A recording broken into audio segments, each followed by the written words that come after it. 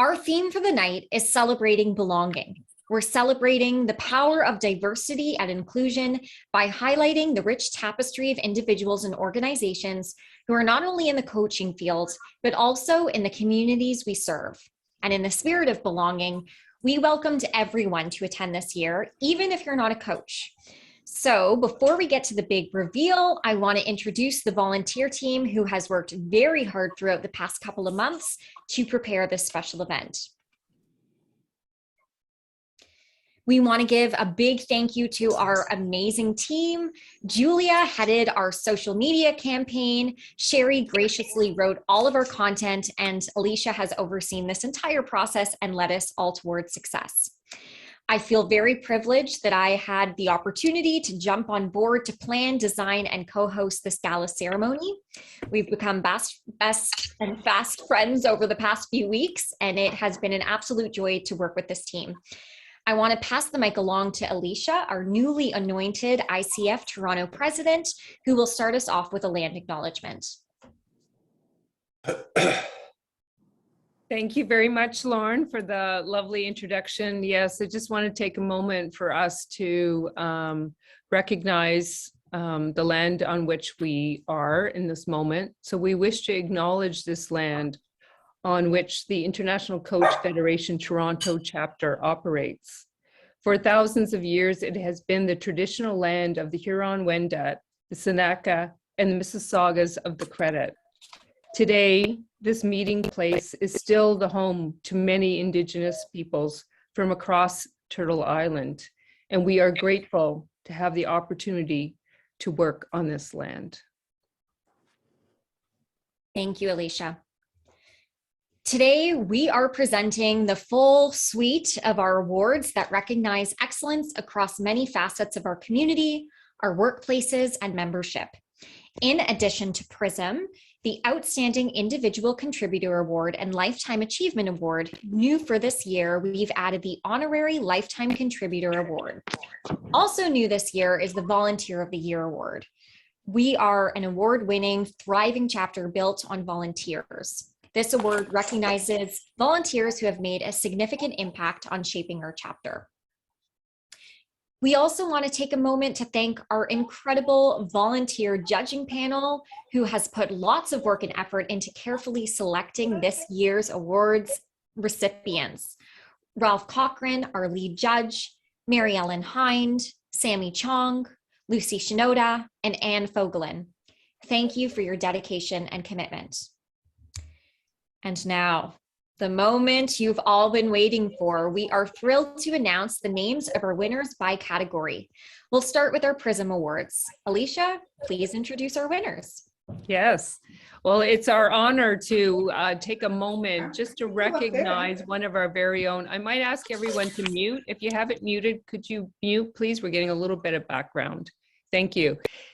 We just want to take a moment to recognize and celebrate Ernie Gross, one of our very own ICF Toronto members, who earlier this year won the International PRISM Award for organizations for his work along with Carolyn Conlon from Essential Impact and their work together with the TD Bank. So congratulations to Ernie and to all those coaches from Essential Impact who may be here tonight on your International PRISM Award. Quite the honor.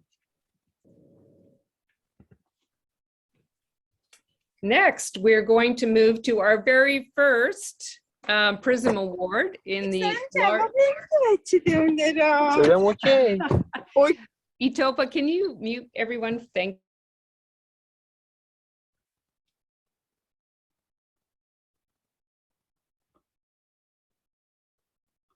Please, thank you. Okay, what would a Zoom meeting be without a little technical glitches, right? Here we are. We all feel at home when there's a few technical glitches. Okay, so here we are. PRISM for the PRISM Award for our large private sector goes to Deloitte and Deborah Coleman. This PRISM Award honors organizations with coaching programs that fulfill rigorous standards, shape organizational culture, and yield positive, measurable results. For the large private sector, we're delighted to recognize Deloitte Canada and their lead coach, Deborah Coleman. Congratulations on this partnership with Deloitte Canada to build the College of Coaching Excellence, an ongoing innovative coach training program that supports the entire organization. Accepting this award is Sarah Arnstein. Sarah, are you here with us? I'm here. Thank you so much. The Deloitte College of Coaching Excellence program has been a tremendous investment to build professional coaching capability for some of our most eminent partners that are nearing retirement or have already retired. The combination of their coaching skills and experience at Deloitte has had a valuable impact on the growth and development of our next generation of leaders and has enhanced the coaching culture in our firm. This has been a multi-year effort designed and led by an amazing team, including our lead coach, Deborah Coleman. So thank you, Deborah.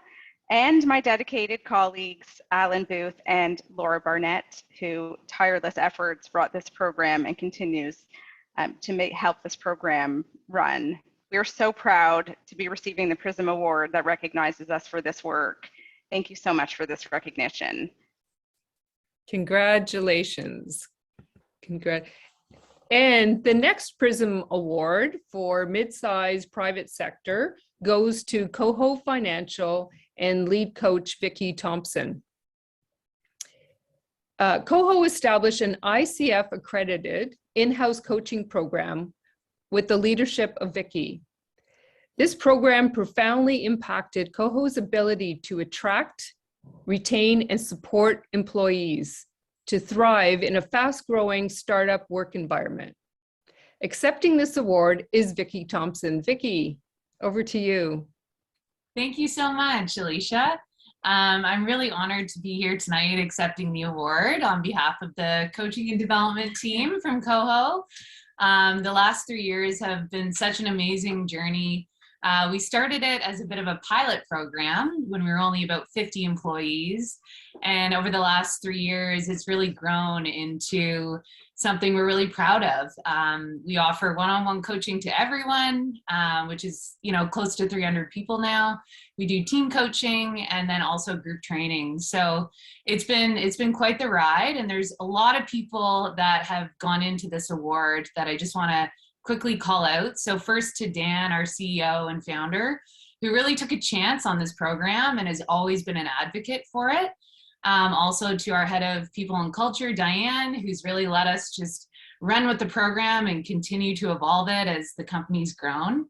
And then especially to the amazing team that we have here. So Momo, Coach Momo, Morgan Tone, as well as Coach Kate, Caitlin Edie, and the team has just been so passionate and dedicated the whole way through. And with these two, the three of us really have become this amazing support for one another as we, show up every day for our clients and give them a chance to share what's on their minds and help them be their best. So grateful to the team.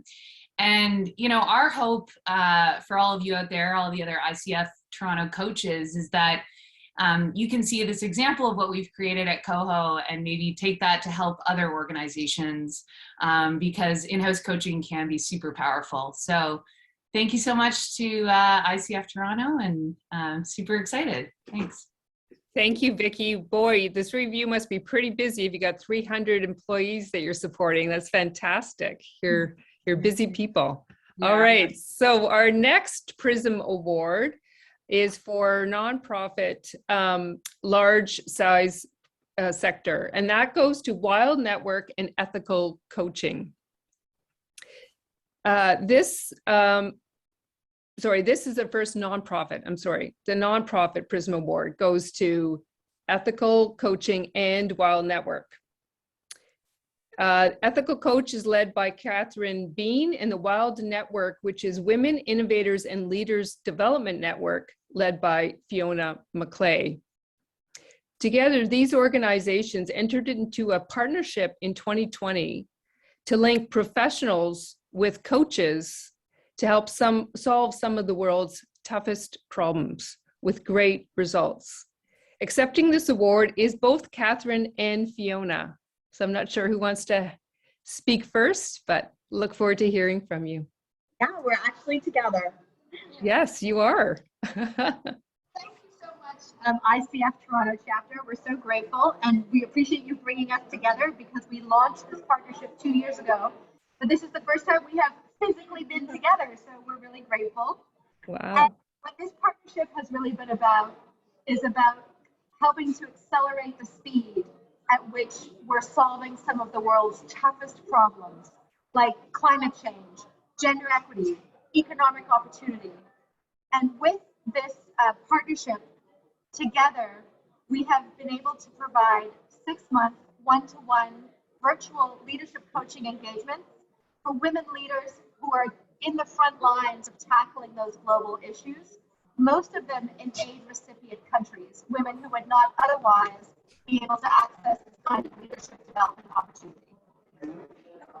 So I'm super grateful for all the coaches that have come on board. We weren't sure what we were creating when we started, and over 70 are involved now. So super thankful for all the people that have supported us and to be able to be part of what we're doing and continue to co-create. So special shout out to Fiona, who's been a wonderful partner through this, and Denise Hinton, who has really helped in co-creating this program and where we are today. Along with the 70 coaches globally who all take the opportunity to volunteer on a regular basis with us. So thank you. Yeah, and I appreciate the organizations and the individuals who are not familiar with leadership coaching, who said, yes, we want to invest our time in really learning and taking advantage of this opportunity. So thank you. Wow, sounds amazing. Thank you very much for the work you're doing.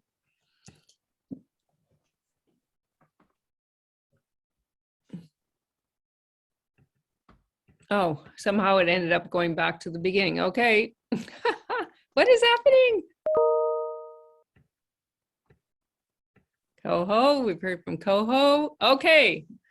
Next nonprofit Prism Award for small size goes to Kiwanis Hamilton East under the coaching leadership of Nance McLeod and her team at Executive Global and Career Compass. So under Nance's leadership, she implemented multiple modes of coaching with Kiwanis, group, team, and individual coaching, all with the leaders of Kiwanis. And together, they were able to prepare successfully for rapid expansion and growth and to better serve their community with greater impact. So thank you and congratulations to Nance. If you'd like to accept this award on behalf of Kiwanis. Thank you very much, Alicia. I really appreciate it. And, you know, the Hamilton East Kiwanis not-for-profit homes, they do amazing work. And it was an honor to be a partner in that with them. And we're still doing more work with them.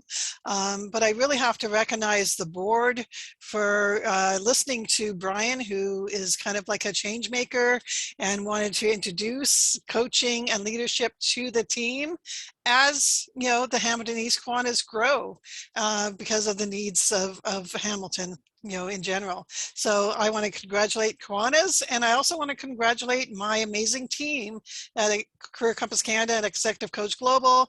You know, these are the 5 coaches, myself included, plus many other coaches on our team.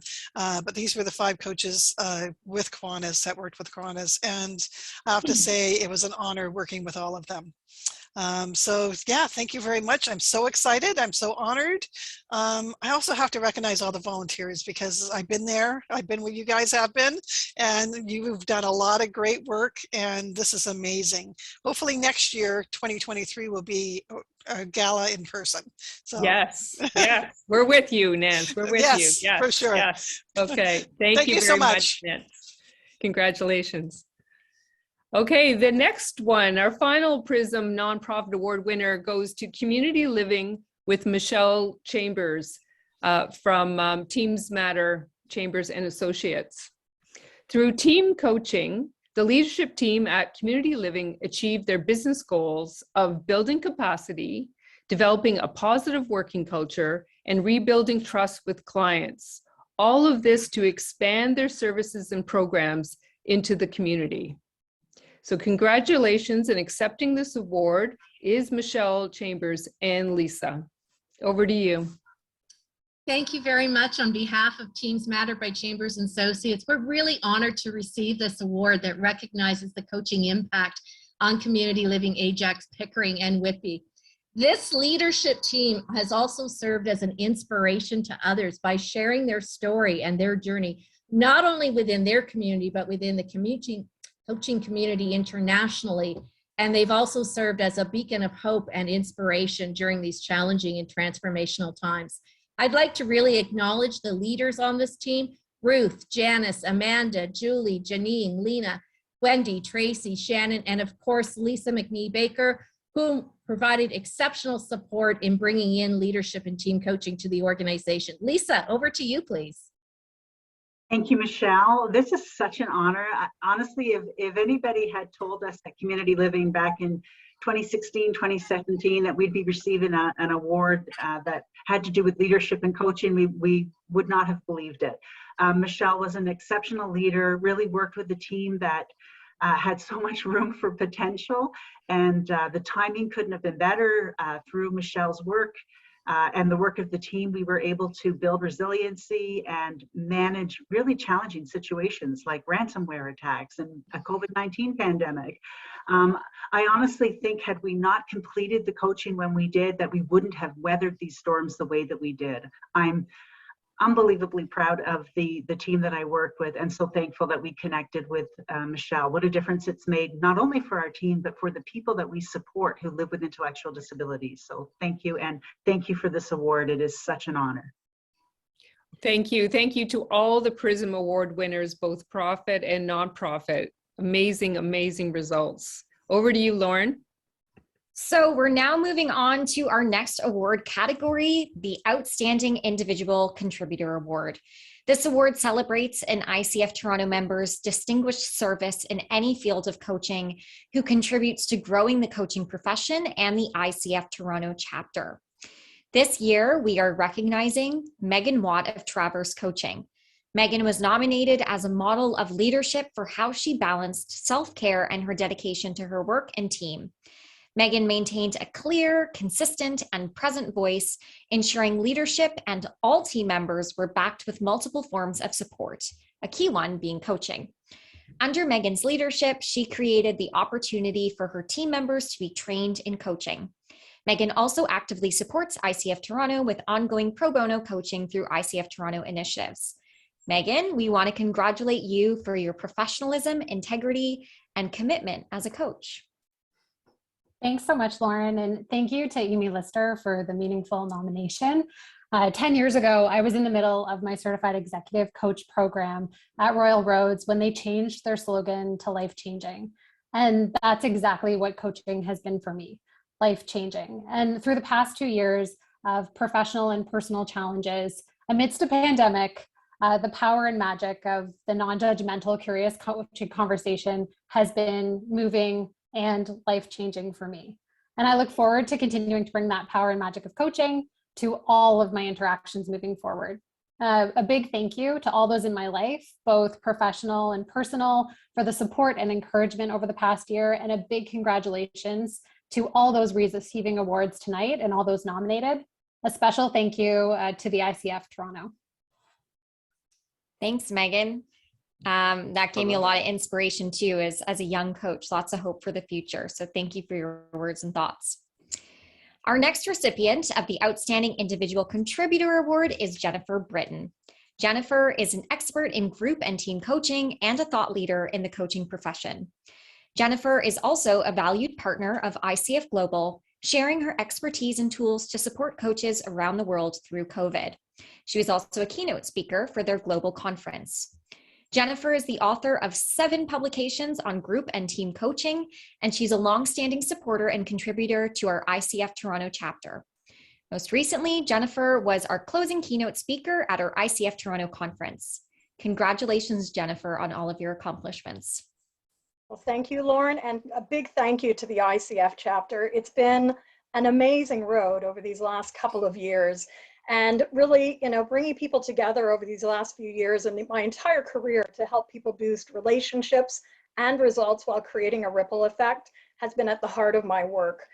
It's been profound and really a privilege to bring people together through community, to create connection, to create belonging in these trying times and in times where the waves of uncertainty and ambiguity continue. So it's not lost on me that actually tomorrow, April Fool's Day, marks the 18th anniversary of my return to Canada. And I remember so vividly coming through Toronto Airport with all my lifelong belongings in hand, wondering what this next chapter of my life would be. I had just wrapped up being a leader with the UN, wondering how was coaching and this business that was just a vision in my eyes going to play out. Well, as I look back now, I think about the many, many conversations that I've had the privilege to facilitate with some of you. I think about the coach training work and the writing where my work has been able to go out into the world. I think what this award really means to me is the power of the daily steps and consistent action and bringing people together for those issues that matter most for them. So I want to say a big thank you to the chapter. A thank you to all of you. A big congratulations to all the award winners tonight. Really is an honor and a testament to just how amazing our chapter is. Thank you. Thanks so much, Jennifer, and congrats. Our next award winner of the, did we skip a page? We skipped one. Where's okay. Okay, hold on. Oh, there she is. Awesome. Our next award winner of the Outstanding Individual Contributor Award is Mina Kayla Gambier. Mina is a former board member who dedicated 7 years volunteering on the ICF board. Mina was nominated for her leadership as chair of ICF Toronto's Community Outreach Portfolio and her vision to create the Coach Connect program, which now makes coaching available to multiple partner organizations in our community. Under Mina's commitment and leadership, our ICF Toronto chapter received the Gift of Coaching Award that recognizes rigor and success by offering pro bono coaching to not-for-profit organizations. Thank you, Mina, for all you did to make ICF Toronto an award-winning, thriving chapter. Thank you, Lauren, and so good to see everybody this evening. It feels like I'm back on the board again. I just want to say a huge thank you to the ICF chapter, both past and present. I also want to thank, really want to thank my partner in crime, Barb Rosenschreiber, past co-chair of the Community Outreach Portfolio, president and past president. It's truly been a sincere pleasure working alongside a seasoned, kind, compassionate, and authentic leader. In 2014, when I first started on the board, I just had my son and I was on maternity leave. I didn't quite know what I was getting into, but I was elected the chair of the Community Outreach Portfolio and had 6 weeks to host an international coaching week. So it was trial by fire. To fast forward 7 years later and to see how the portfolio has evolved in the Coach Connect program, Ignite program, and of course in the partnerships that we've all worked on developing with governmental and non-governmental organizations. It's amazing. The Coach Connect program was actually born out of an idea that working with past member Cynthia Kaluri to make coaching as defined by the ICF available and accessible to everyone. And it's amazing to see how the program has evolved. Just one of my favorite quotes, it is in the giving that we receive. Thank you so much in all that I've had an absolute privilege and pleasure to serve on the ICF board and to be recognized and be with the company of so many amazing colleagues. I'm very grateful. Thank you. Thank you, Mina. We're excited to announce that Michael Bungay-Stanier, author of The Coaching Habit and How to Begin, is this year's recipient of the Honorary Lifetime Contributor Award. This award recognizes important partners who significantly contribute and advance the ICF, ICF Toronto, and the coaching profession. Michael is the founder of Box of Crayons, a training and development company that has taught coaching skills to hundreds of thousands of people around the world. He's spent several years advancing the coaching profession and has delivered keynote presentations and workshops across the globe. Michael has been a great friend and supporter of ICF Toronto. He was an ICF board member in our early days and has shared his expertise with us as a keynote speaker many times, most recently at our ICF Toronto conference. It is our privilege to present the Honorary Lifetime Contributor Award to Michael this year. Thank you so much. I love my little award and I really appreciate being recognized this way. You know, it's about 20 years exactly since I ran my very first workshop for ICF. I just arrived in Toronto. I knew nobody. And I ran a little workshop on branding and how branding works, because I thought to myself, you know what? I don't think coaches know enough about branding. But what was really amazing was, as I prepared for that, I suddenly realized that my own brand at the time didn't meet the three things that I was trying to teach the chapter. So I had 6 weeks to sweat it out. And in those 6 weeks, I came up with the name of Box of Crayons as my own brand name, which has served me very well indeed. So it's been an honor to work with the chapter and with coaching for 20 years. And I'm also grateful for the role the chapter did in helping me establish Box of Crayons as a brand. Thank you very much. Thank you, Michael. Next up is our newly created Volunteer of the Year Award. Our chapter would be nothing without the hard work, dedication, and passion of our incredible volunteers who continue to contribute to ICF Toronto's growth. We're very proud that our inaugural award goes to the Diversity, Equity, and Inclusion Committee. This committee of 10 volunteers, co-led by Wendy Thompson and Leslie Shank, worked tirelessly for 12 months to design a comprehensive strategy that will form the future of DEI and help us become a more diversified and inclusive chapter that embodies a community of belonging. A big thank you to all the members: Julia Brubin, Lisa McVicker, Jill Curson, Cormal Smriti, Brenda Van Rosem, Wendy Thompson, Gisela Smith, Eileen Bonetti, Leslie Shank, and Daisy Wright. Wendy Thompson will be accepting the award on behalf of the team. Thank you, Lauren, and thank you to everyone who has made tonight possible. It is really quite touching to think that as we celebrate belonging tonight, that it is an honor for me tonight to accept this award on behalf of the EDI committee. And this amazing group of individuals came together and shared their life experiences and brought this work to life. In the early days, we wanted to value that everyone has a voice and that all voices need to be heard, which of course for all of us as coaches is one of the fundamentals to coaching. This work was edgy, it was uncomfortable, and incredibly important. We all found out and we all knew going in. We would like to recognize the strong commitment of the ICF Toronto chapter and the board as they continue to live this work through all the actions that they have demonstrated thus far. It is an honor tonight to accept this award, and to all of the committee members, woohoo! Awesome. Thanks so much.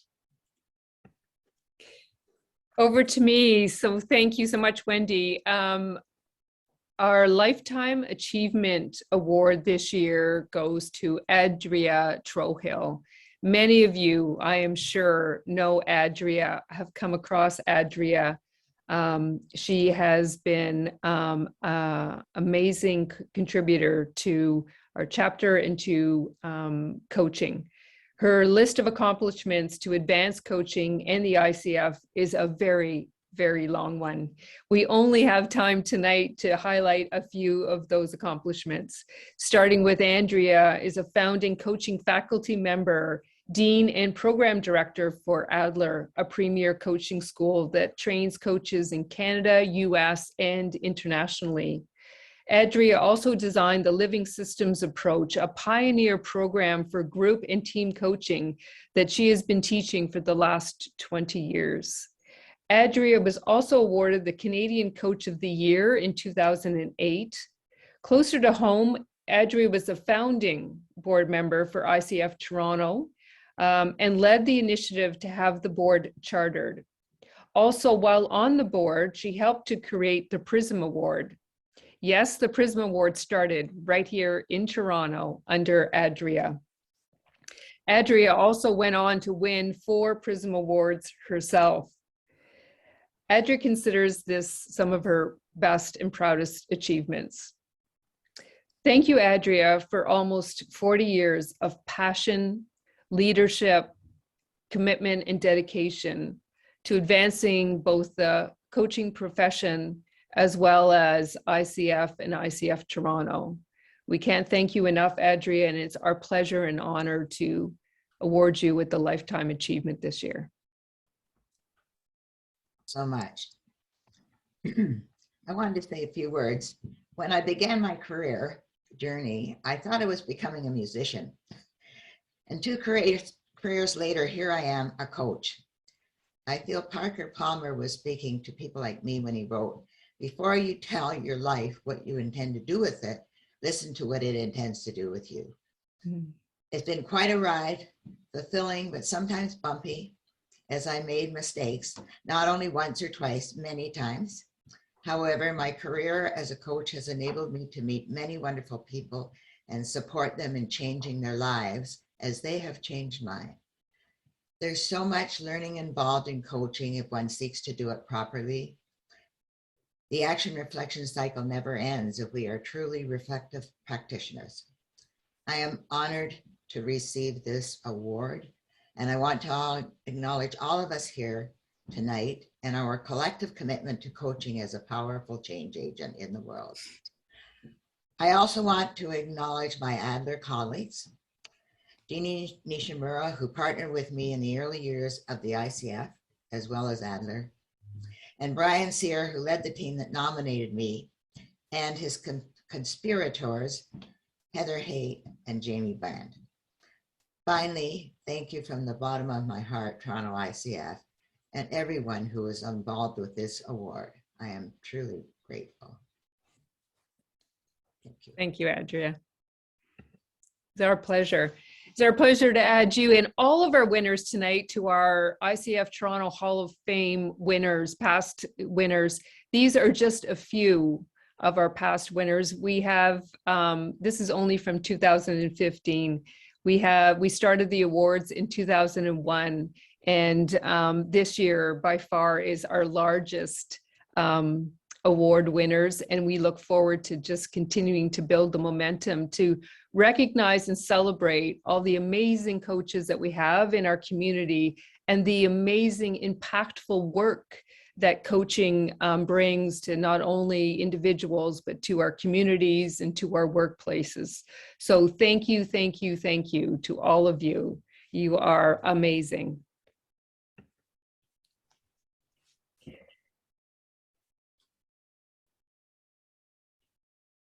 Is this me? Or are you talking, Lauren? We want to, sure.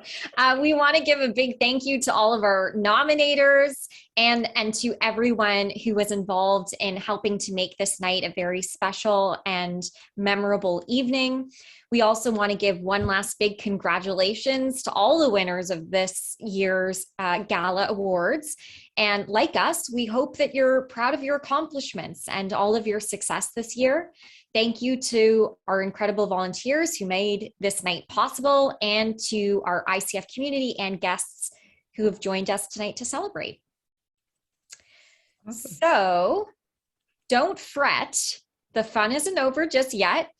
We're so very pleased to have Dr. Tuwano Burrows here with us tonight to talk more about the future of coaching, a future that is diverse, accessible, and welcoming.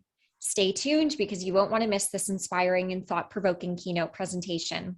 I'm so very honored to introduce you to our keynote speaker. Dr. Tuwano Burrows is the founder and president of the Coach Diversity Institute, a fast-growing, highly reputable company. Tuwano is a best-selling author, trainer, and ICF professional certified coach based in Washington, D.C. As a much sought-after executive coach, Tuwano and the Coach Diversity team deliver training, curriculum, and customized diversity and leadership programs for corporate and individual clients. Tuwano has a doctorate of education from the University of Pennsylvania, a Master of Science in Education from the University of Pennsylvania, and a bachelor's degree in chemistry from Howard University. Tonight, Dr. Burrows will discuss how coaches surround themselves with clients who are just like me, and how that idea limits the ability to meet the increased demand for more coaches. She will also cover how you can improve your diversity awareness, leading to a more diverse practice. So without further ado, I'd like to welcome Dr. Burrows to the virtual stage. Thank you so very much, Lauren. And Alicia, thank you so very much. I have to say congratulations to all the award winners. What an incredible list of professional accomplishments. Incredible. Being offered this opportunity to speak to the dynamic chapter of ICF Toronto was truly an honor. And I want to thank you all for the opportunity to share with you for the next few minutes. Our time together is definitely going to be about 30 minutes, but we're going to have an engaging conversation. So we may go to about 45 minutes. But I am an instructor, and like many of you, that means we have to have conversation and dialogue and engagement. I don't plan to just sit here and lecture and have a one moment with me and you watching me. So because you are all so brilliant and you touch the world in so many unique ways, hearing your voice will make this presentation so much better. So I'm going to manipulate a few things. Of course, I have to get my slides online, so we have to make sure technology is supporting me in that way. So I'm going to now flip over and try to get my slides on screen. So we can get Tawana's slides on the screen sharing feature. I'll be able to throw those up. But in the meantime, let me tell you a little bit about myself. So Coach Diversity Institute was really started after I became a professional coach back in 2008. I discovered coaching when I decided I was so burned out from corporate America. You heard in my background, I'm a chemist and mathematician. And so my background in chemistry and mathematics, I'm a problem solver naturally. And so I traveled the world, I saw the world in a very unique way. And by the time I reached, right before I became a vice president, I had my oldest child was only 10. I was so burned out and I was ready for something new. In 2007, I relocated to Hawaii. And in doing that, I decided 2 years in Hawaii, that'll be perfect, complete detox, left the corporate world, and decided that I was going to focus on me and homeschool my daughter. Well, in doing that, I discovered this thing called coaching. I'm like, coaching, what's coaching? And so it was quite unique to be in a place where stress is really at the lowest level in Hawaii. The weather is beautiful. The palm trees are supportive. I mean, the rainbows are everywhere. So the ability to move myself to a place of clarity and understanding was so much more easy for me when I moved to Hawaii. So I discovered coaching there, changed everything. Like many of you, we all say it. I hear it all the time, how coaching changed my life. And I absolutely share that testimony with each of you. And that began the transformation of me taking the coaching skill set and integrating it into my management programs that I offered to different leaders, because it was that moment I decided to launch my own management consulting firm.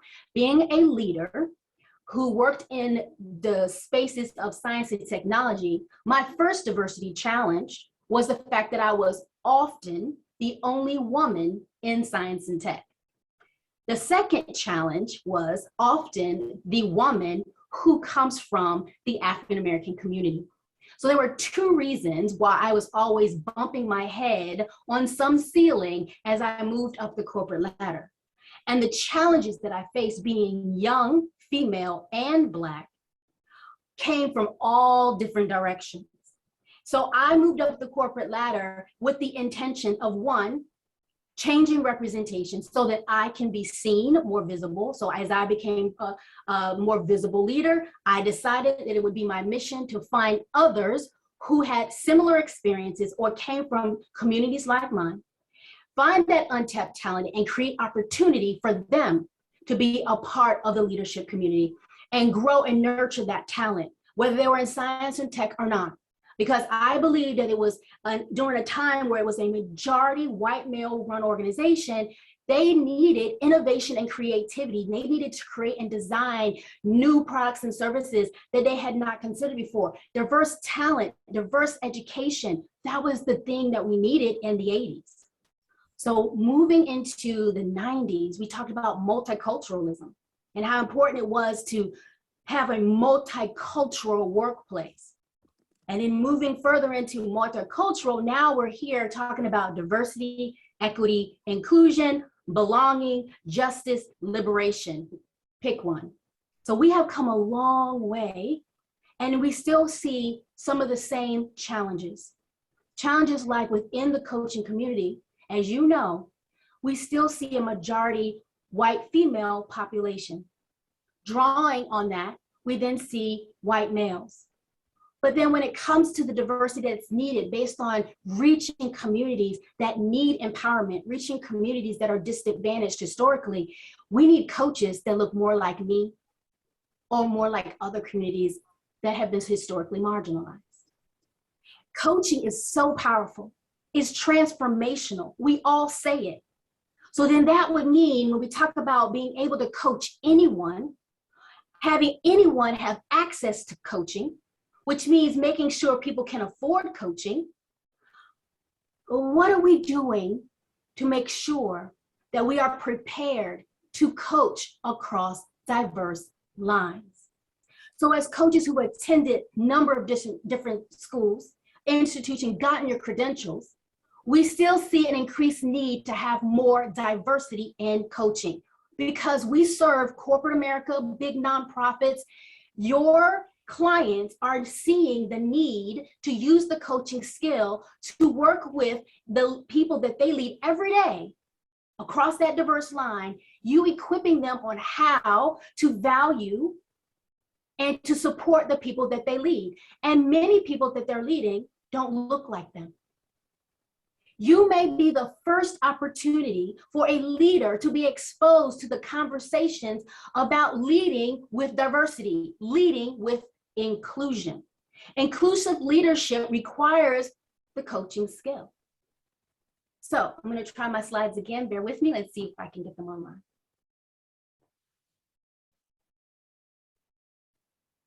All right, here we go.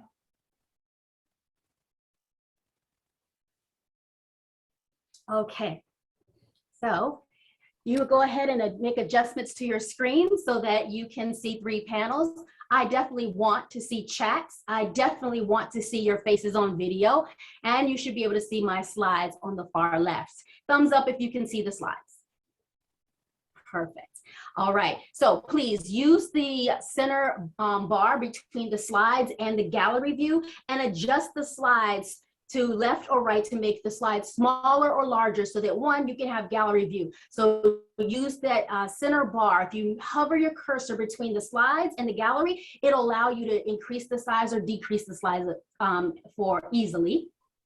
So I want to also give a shout out to all the Coach Diversity alum that have snuck in to join me today. I see some of you, so it's so good to see you. And I thank you so very much for your participation and the love. I do appreciate. I always like it when I see alum coming in to support me. It's such a great feeling. So Coach Diversity, let me give you a little bit background. In 2015, we created a curriculum. This was the first of its kind because I had attended coaching schools just like all of you, and the curriculum was very specific, very general, core competencies, but didn't talk about the challenges that you face when you coach across diverse lines. Nobody was talking about it. No one was talking to me. Nobody was addressing me as a woman of color based in the United States who was cisgender, English speaking, who was a single parent, and how I fit into and how would I use this skill. It wasn't much time between me getting certified in 2008 and me deciding that it was time to disrupt this pattern in 2015 that I wrote this curriculum in Coach Diversity called Be the Change. Now, Be the Change is designed to teach coaches just like yourselves or those who are interested all over the world how to coach across diverse lines. Now, in 2015, we received our accreditation and we have been growing more and more because we are now noticing with the way of the world that, especially in the United States, which is not as diverse as, other countries, but in the United States, if you're watching what's happening with us, we had the George Floyd murder. Social unrest like never before in the last decade. We've seen the civil rights movement, we've seen the impact of racism in the United States and the impact of racism in the United States and how it has a generational impact in the United States. But now let's look across the globe and how now we have coaches in different continents, and it's still growing with no signs of slowing down. More and more people are wanting coaching. So now the challenge is, how can you stay in this field of coaching and not just coach people that look like you, and not just coach people, as I say, that keep you comfortable. So this curriculum is designed to help you maintain that strong presence as a coach and be able to coach across diverse lines, meaning you are not afraid to invite someone who looks different from you, who comes from a different background, who has a different identity, not being afraid to work with them and be able to listen to their challenges, frustrations, and obstacles that are different from yours. So in this year, actually, in 2021, we celebrated Coach Diversity making the Inc. 5000 list, which is a pretty incredible accomplishment. So we have grown substantially. The work that we do, the impact of our work is very specific. We provide one-on-one executive coaching, yes, but we also do the certifications like you all. And then we have unique training. So our work is just beginning. But now let's talk about why we are growing and now why you should grow as well. Don't let your practice fall short of this moment of growth where the economy, the global economy is being impacted, but the diversity of the world is increasing. More and more people are wanting and needing coaching, and they look very different from you. So the future of coaching is inclusive. But again, I'm preaching to the choir. This is Toronto. Many of you have a lot of respect for what I'm saying. Many of you live this every day. Many of you understand everything that I'm about to say, but I think I'm going to push you just a little bit. I may nudge you a little bit regarding the way that you may view a few things regarding your practice. Because if you are a person of color, or you come from that space of diversity and you are extremely powerful in your position and being able to work across diverse lines, that's fantastic. I'm so excited to hear that. But I still need to push you a little bit because I want to know, how do you really see your clients? How do you really see them? Are they generically just clients, or do you see their multiple identities that make them extremely unique?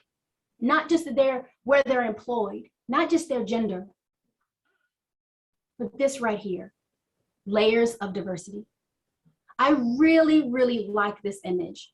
And I borrowed this, obviously, that you can see the source, and you are more than welcome to look at this because this is a perfect point of reference. When you look at this iceberg, we talk about what is visible versus what's not visible. The invisible, rather. The invisible diversity versus the visible diversity. So many of us can say, I see my clients on the visible. So when you say visible, you see physical traits, gender, you see the abilities, you see behavior. But then it's really what is below the surface that really is what makes your work so important, and your ability to see the other layers of diversity that are not often spoken. Being able to look below the line and look at not only personality, but I want to draw your eye to culture. Culture. You see, in coaching, we are picking our clients, and clients are picking us for sometimes because we have common backgrounds, our bios, same industry, sometimes same gender, sometimes same ethnicity, sometimes same language. But when that happens, do you still default to your coaching skills, those core competencies that we learned, and throw in some of your expertise and some of the things you've learned over the years based on who you are in the world, and you pepper that in while you're working? Or do you see them from the lens of culture and awareness regarding who they really are outside of their experience, outside of the business that they come from, outside of the visible diversity? Now, I'm going to pause for a second. I've said a lot so far. Can someone tell me just randomly, when you think about your clients, what's common about your clients? Put it in chat. And you're more than welcome to raise your emoji hand, and I'll call on you. What's common with all your clients? What's common? Female, exactly. They're all human. Thank you, Amy. Okay, what else? They're employed, leaders. Okay, their level of education, yes. 9-to-5 jobs. Oh, authenticity, love it. Positions, right. They all want something different, mostly white. Thank you, Deborah. They struggle. Lucy, yeah, what kind of struggle? Struggle with COVID, back to work, yes. Those are things that are common, right? So that's where they're similar. Only one person was bold enough to say that they were mostly white. Thank you, Deborah. Who's able to say that their clientele is mostly white? Is it true or not true? It's the first step in the process. Wendy, thank you. Boldly raised her hand and said, yes, majority of my clients are white. There's nothing wrong with saying that. Barb, true. What part's true? That you're mostly they're white, Barb? Mixed? Mixed with what? Step out, come on. Mixed with what?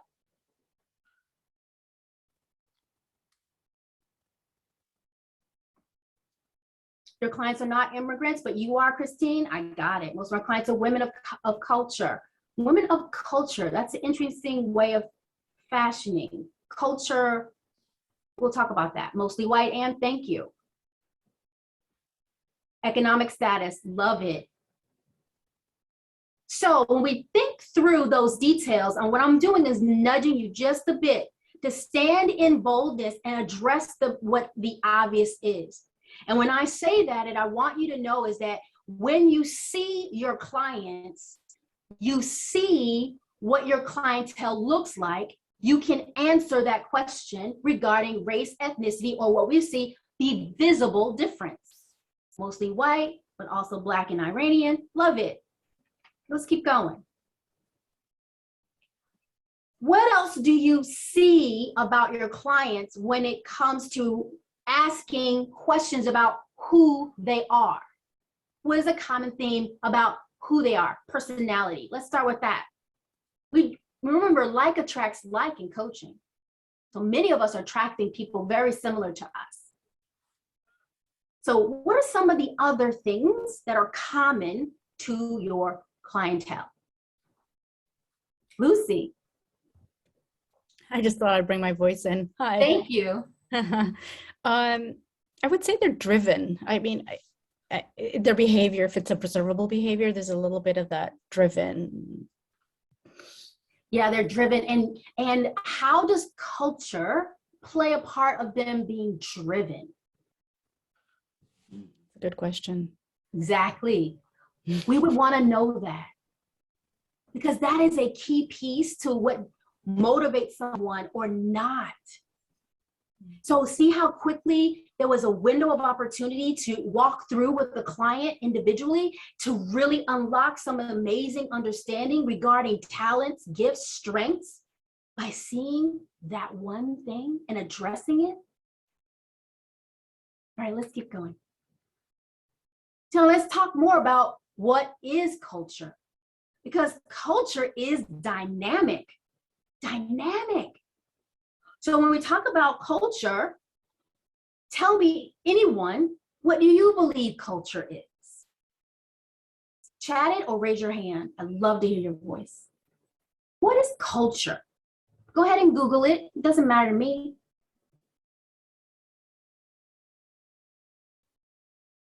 How we do things. Thank you, Team Coho. Love it. Values, beliefs, okay? How we come together. Who else wants to talk? Let me hear a voice. Rules of engagement. Oh, rules or agreements between people. Yes, that's sure. How we do things around here. Thank you, Wendy. Yeah. What else? I've once realized that cult is in culture. And when I think of cult, I don't have a positive association. So that's interesting to me.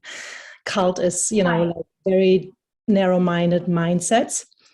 versus culture we like to see as diverse? Right. So in some communities, the word cult could be judged harshly by being negative, but the word culture, obviously, less judgment and is more acceptable. You see how all these little things come to play. If you use the word cult, even if you come from a community that used to say that without judgment, that could be offensive to one of your clients. So I'm going to play on that for just a second. But let's talk about the invisible diversity traits that was everything below the surface on that iceberg, and how culture is the way of how our life is shared. It is also how we operate in multiple, in different dynamics, in multiple groups. What I also talk about is those norms, those beliefs, values, all the things you're putting, I'm just recapping, behavior, symbols, that plays a part of culture. And the benefit of shared meaning in culture is being able to challenge individuals regarding how their culture is impacting their decision making. To assume that you are coaching someone to an outcome without considering culture is a miss as a coach.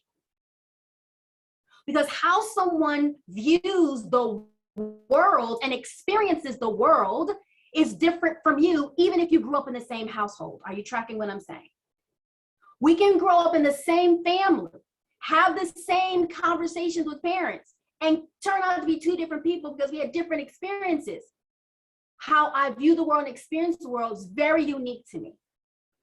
And as coaches, we must consider culture even when we're designing action, because there is something that could potentially get in the way between the start and the finish of any goal, and culture can be the reason. Let's go deeper into culture. So here's our common definition for this little session we're having together. I will have someone to read this out loud. May I have a volunteer? I will. Thank you, Amy. Culture is shared meaning. Meaning is constantly created and negotiated. And so culture is dynamic and constantly in motion. Don't forget that. Take a picture of it if you need to remind yourself. Because like I said, everyone experiences the world differently. I have a different experience from Barb. Barb's gonna have a different experience from Michelle. The point is that because it's dynamic, at any given time, I'm gonna experience a new culture. If I cross borders, if I travel, okay? So it's important to keep that in mind. So how is culture playing a role in the life of your client? Aspects of culture that are outside of what you put down in chat. Here are some aspects of culture. Now, I want someone to volunteer and read any of the boxes that you see. Read 2 or 3 of them, please, someone. I'm reading spiritual beliefs, family, understanding of reality. Thank you so much. Another volunteer, read out loud. What do you see? Gender roles, relationship with emotions, communication styles. Perfect. And these are some aspects of cultures that you didn't identify that are super important for you to expand your lens on what culture means. So here are some aspects of culture that you didn't consider. Again, being very specific. In the United States, what'd you say, Jill? Hair. Yes. In the United States, we just passed the Crown Act. Can you imagine being discriminated because, and in honor of the Crown Act, by the way, I got my hair done in braids. Like I did that. I did that whole thing because I said, if I can put my hair in a particular style and show up in the world in that feeling or that moment, how would it impact my clients? How does it impact the people that I serve every day? How are they going to be all set by that? This is in honor of the Crown Act. So these braids, if I take them out of the bun, they'll just fall long on the side of my face. And I'm so proud to be able to celebrate this moment because in the United States, these are the little things we get hung up on. Imagine that. But here is an aspect that if I told you and I was your client, I said, I want to have the freedom to show up in my most authentic way and honor who I am culturally, that may mean wearing braids or wearing a hairstyle that represents my community and with great pride. And I feel like I can't do that. And I feel like if I did do that, I won't get promoted, that I wouldn't be viewed as being taken seriously or being viewed as someone that would represent that role. These are the types of things that matter to your clients. Let's keep going. What influences culture? Anyone? Please read these out loud.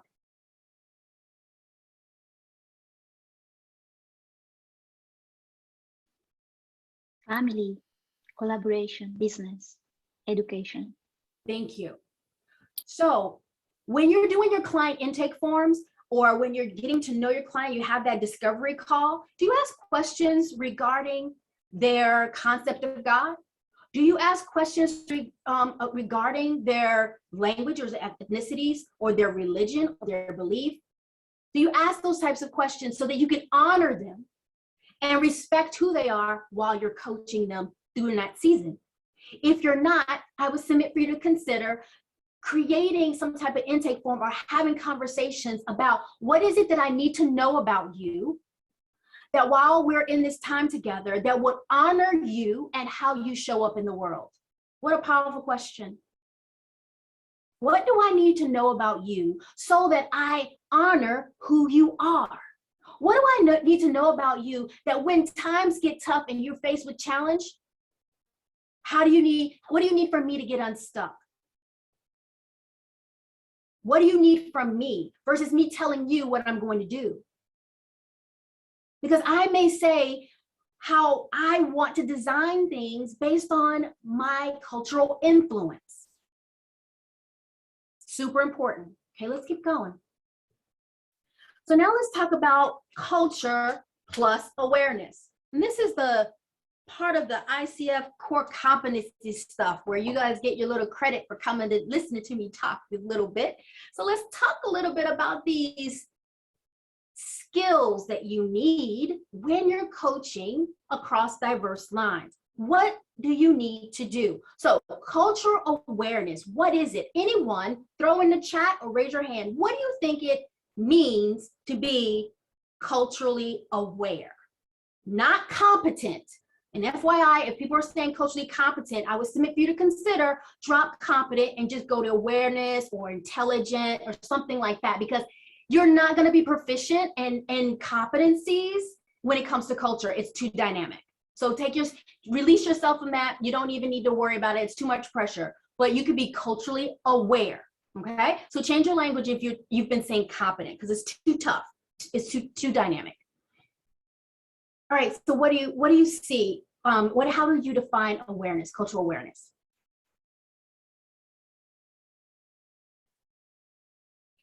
Cultural humility. I like it, but it's missing something. I want you to, in your time, Google the difference between cultural awareness versus cultural humility, okay? And that's just a little homework. Being sensitive, looking for differences.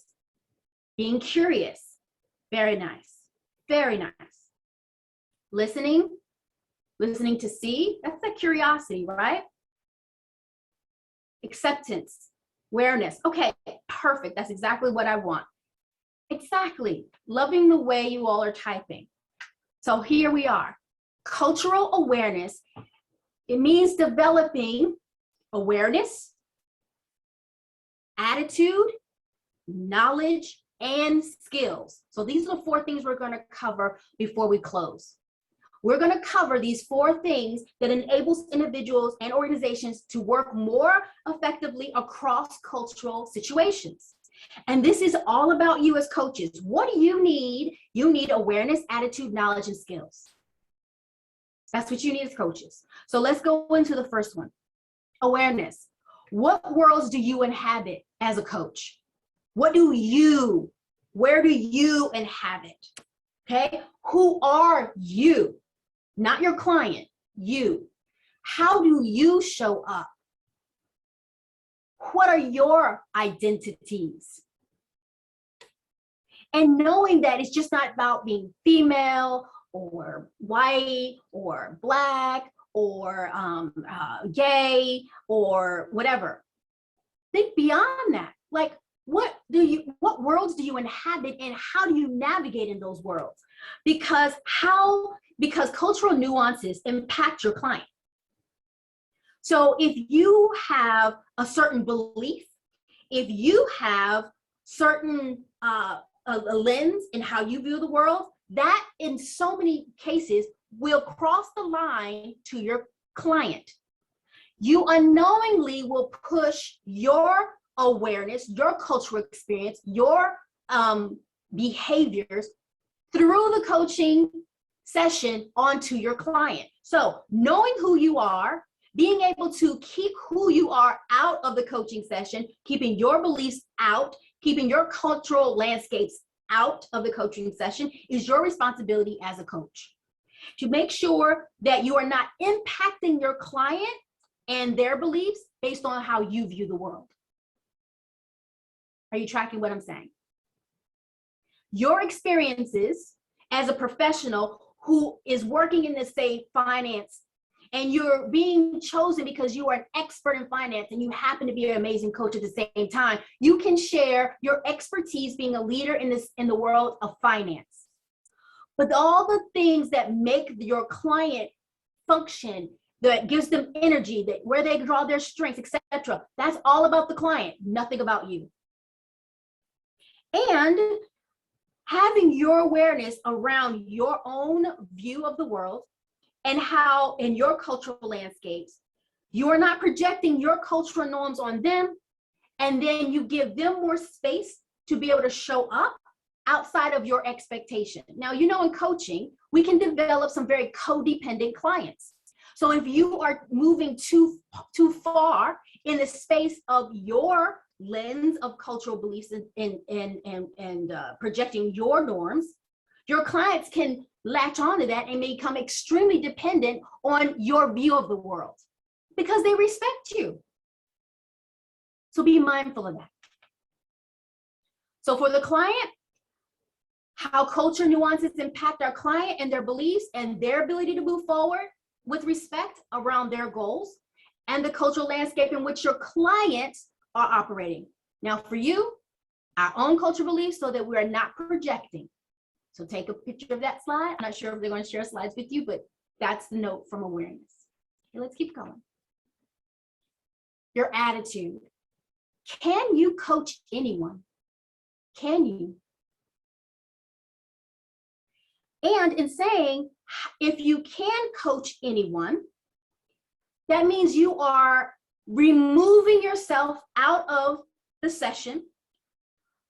You are clear on cultural judgment.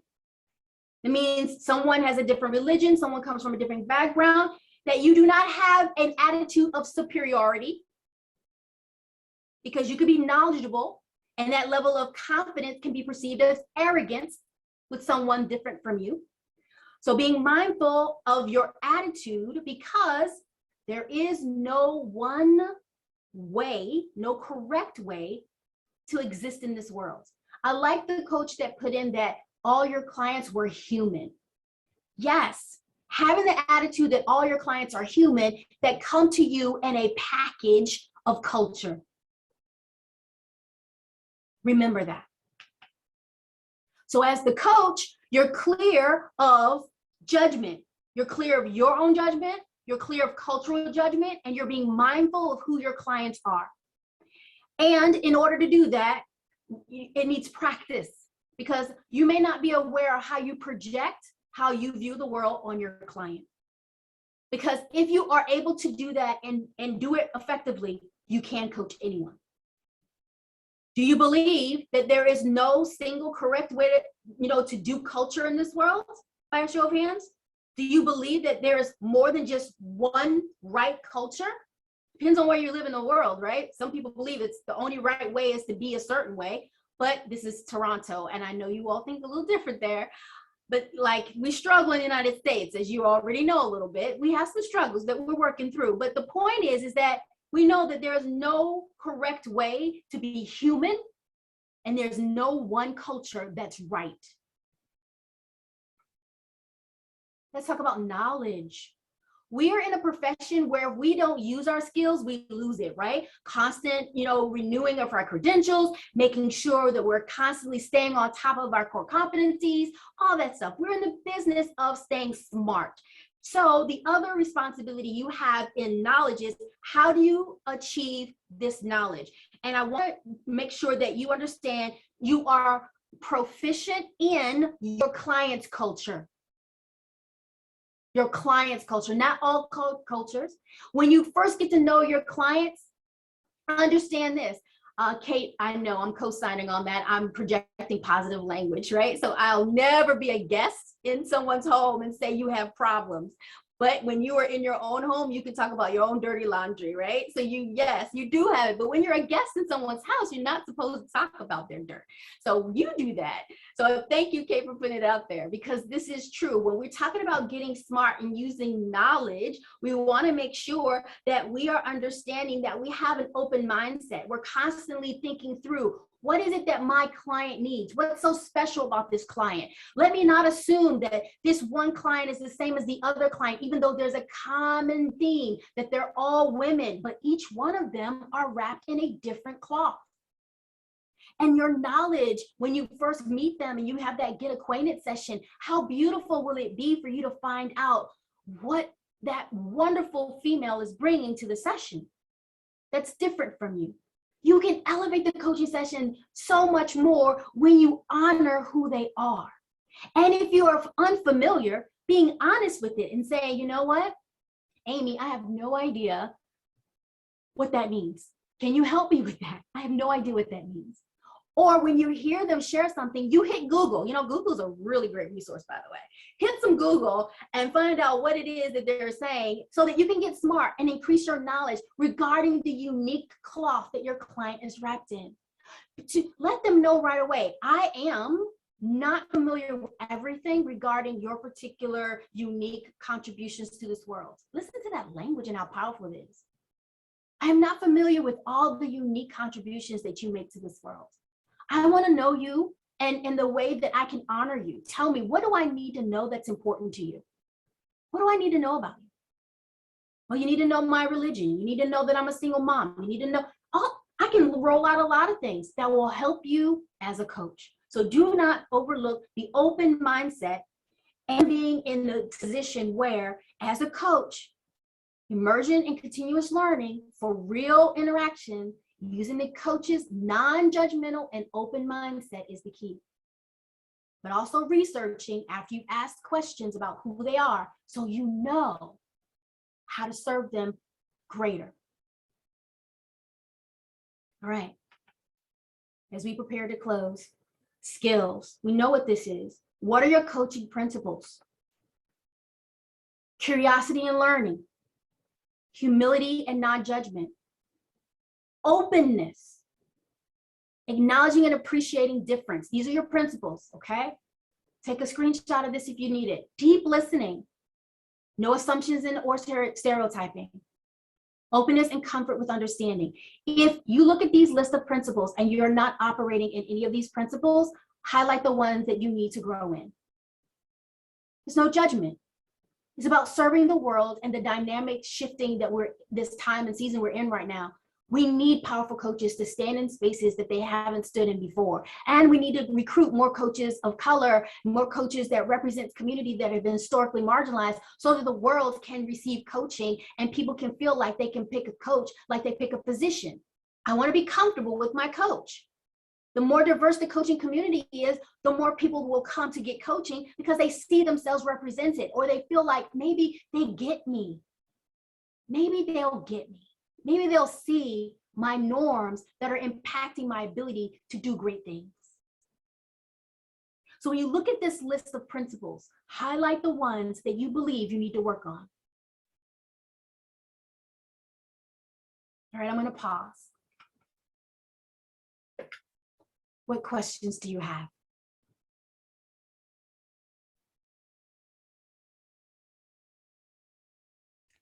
So we can open the floor now. If Tawana, we can. There's people in the audience, who have questions or comments or just things that they want to share. This is our time to begin that dialogue.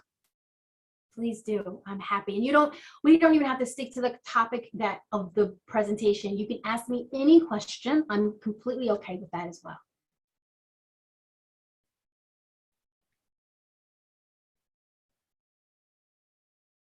I heard someone. Yeah, I have a question. I'll dive in.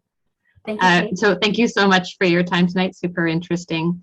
I have struggled for a couple of years now on assessments, and certainly strengths-based assessments in particular.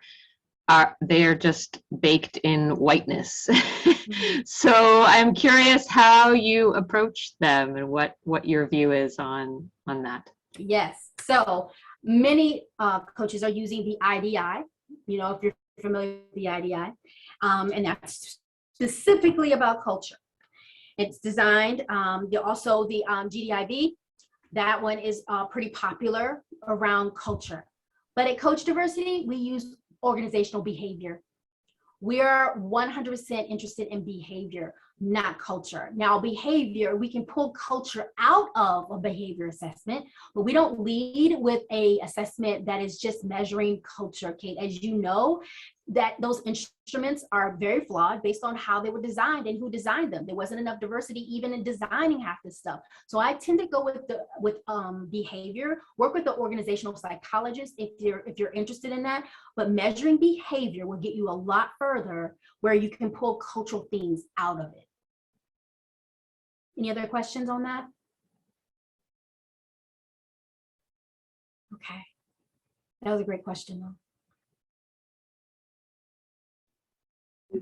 Dr. Burrows, I got a question for you around core values. Do organizational core values indicate to you, you talked about there's no preferred way of being or doing, but in the way that an organization sets its core values up, do you think that indicates a preferred or privileged way of being for the folks who work there? Yes. Who's talking? What's your name? This is Morgan Tone. I'm part of the Coho team. Okay, Morgan, absolutely. And here's the thing, organizational values impact the employees in ways that they're not paying attention to. So the organization sets their core values, and many of them are rewriting their values, by the way, or going through a process of making sure their values make sense in this time we're living in. So if the values reflect a privilege or some type of preferredness, the answer is coach them through it, because they are missing a huge opportunity to align the values with the individuals that are contributing every day to make that organization great. Was that helpful? That was so helpful. Thanks. Yeah. And many of the clients I'm working with, we're going through that right now. We're scrubbing their core values. Many of them wanted to do it, so they came through and we started talking about it. And then the other thing I want to add is that in our classroom, we talk about individual core values and being in alignment with your place of employment. Sometimes your values is out of alignment with where you work. And you want to know why you hate going to work? Well, let's talk about your values. What's happening to where you are not feeling honored, respected, or appreciated? A lot of times ties right back to those core values. You're out of alignment. So don't forget that part as well. Leo. Hi, Dr. Tawana. Yes. I really enjoy your presentation and I love your energy. Thank you so much. Thank you. Yeah. Can you talk about the kind of work that you do with organization on, equity, diversity, and inclusion? Yes, Leo. So we offer customized training to organizations who are ready to shift culture, where they are having challenges with employees being engaged. You have a lot of leaders who just don't know how to lead inclusively. So we're getting a lot of requests now to train leaders in the coaching skills on how to lead across diverse lines to increase employee engagement and retention. And also working with HR while they're doing talent recruitment to make sure the organizational culture is ready for new talent. Because it's one thing to say we're hiring diverse, but we're not ready for that diversity, right? So we're working with customized training, Leo. We're also certifying professionals, and we're offering one-on-one executive coaching. So we have 3 core service areas that we use again and again with big organizations on a consistent basis. Terrific. Thank you. Thank you. We had some questions in the chat. I'm just reading over here. One question was, how and do you use disclosure in your coaching? And also, what would an example of a value be that represents privilege? Okay, so do you use disclosure in your coaching? Give me, so that's Jill. Jill, can you give me an example of your idea of disclosure? Tell me what that means to you. Yeah, so my husband's Nigerian, Black Nigerian. And that comes up interestingly both ways. So if I have a male white person, they might make assumptions about my family experience, family, worldview. I have a, well, he lives in the US now, so a Black son. He was biracial in Canada. And sorry, joke, but not. Yeah, so I really struggle with it. Right. Like, yeah, I've had, interesting coincidences happen where, my husband might walk by behind the camera, which is rare, but that did happen with a white client who I think was making assumptions about where I might be on. We're actually talking about his awareness of diversity in his interviewing process, and that, he was being, from his perspective, bombarded with training in diversity from his company. Thank you, Jill. And so it's regarding your comfort level. Okay, so disclosure is about comfort. So if you're not comfortable disclosing, then you do not. But if you are comfortable letting your clients know, I always ask this question, is there anything that you're curious about when it comes to me? No question is off the table. Feel free to ask me anything. That's how I start. And I can also add, like, while we're in session, they bring up something that's interesting, and I will add, let me add a little, a different lens or view so you can understand a little bit more about what makes me qualified to address this. Okay, that's good. Thank you, Jill. Let's talk about the example of values representing privilege. All right, let's put our thinking hats on real quick before I answer. What values would communicate privilege? Anyone?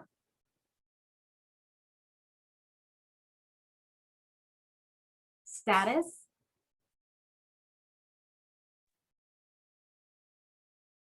Anyone else? Thinking you can get anywhere and have anything. Right. Money? Yes, it can communicate education. Exactly. So when you think through what it means to create core values in an organization and education, let's say it's education, let's say that. There means Ivy League education, or because everybody in the organization comes from Ivy League. Now, I am Ivy League.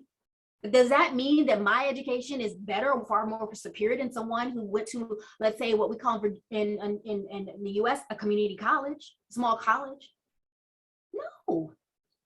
But if that's not clearly defined in the organization, it leaves room for interpretation and misunderstanding. So no matter what the core values are, make sure they are clearly defining the intentions behind those words. That's with any value. So it doesn't really have to lend around automatically assuming privilege. If you don't define it, it leaves room for people to interpret, to get clear on what you mean when you say that. Perfect. Yeah, there's another question in the chat. What effective strategies have you seen to grow diverse coach representation in organizations and associations? Good question. Thank you, Lauren. So Lisa, I see your name. So Lisa, when we know that there aren't enough people of color or difference, let's just say anyone different from you. So Lisa, anyone different from you, you want to grow that coaching pool. You want it to look more as a reflection of the organization. You can, obviously that's one angle about recruiting. But I submit that you began to work with those individuals who are bold enough to learn how to be diversity coaches, meaning coaches that can coach cross diverse lines. For me in Coach Diversity, I know that as our classrooms looks like the United Nations, people from all over the world, different languages and etc., we get an amazing cohort all the time. But people think that that does not include white people. Of course that includes white people. People who are really doing this work and this grassroots effort, they're right there sitting front and center saying, I want to coach across diverse lines. I want to coach internationally. I want to coach in a global marketplace. Teach me these skills. So if you can't grow diverse coaches of color to increase that variety, then train those coaches who are allies, who are excited on how to coach diverse lines, increase that confidence and move on. Because they come eventually, but when you don't have representation, you gotta use what you got and use the enthusiasm to go with it. These are great questions. And I know our time is getting, I think I should probably stop talking now. Lauren, I'll turn it back over to you. Yeah, thank you. And this conversation has just been so great. Tawana, I've known you for a very short period of time, but hearing you do this talk, I saw you really just come alive, and like the passion that you speak with, the energy, as Leo mentioned, like is just, it's really powerful, and you have such a presence when you speak. So it's been really nice to listen to you. You're just a very compelling speaker and very inspirational, and your words will definitely have an impact on the on the choices that we make in the future. So I just want to thank you so much for being here tonight and for sharing your thoughts with us. And I've got a lot of thoughts going in my head and a lot to think about. So I know everyone is probably the same, and just want to give you a really, really big thank you. No, I appreciate you. And it's so nice to see familiar faces. I see Lisa. I've seen some of you all in certain circles before. You've passed each other. We've never had an opportunity to talk. So Barb, I've seen your faces before. So I'm in ICF. So please don't hesitate to reach out if you have any questions or anything. I put my contact information there. But if there's anything, follow me on LinkedIn, whatever. I will be here to help support you, because this is the business I'm in. I teach world changers, and I believe you're world changers. Thank you so much for your time.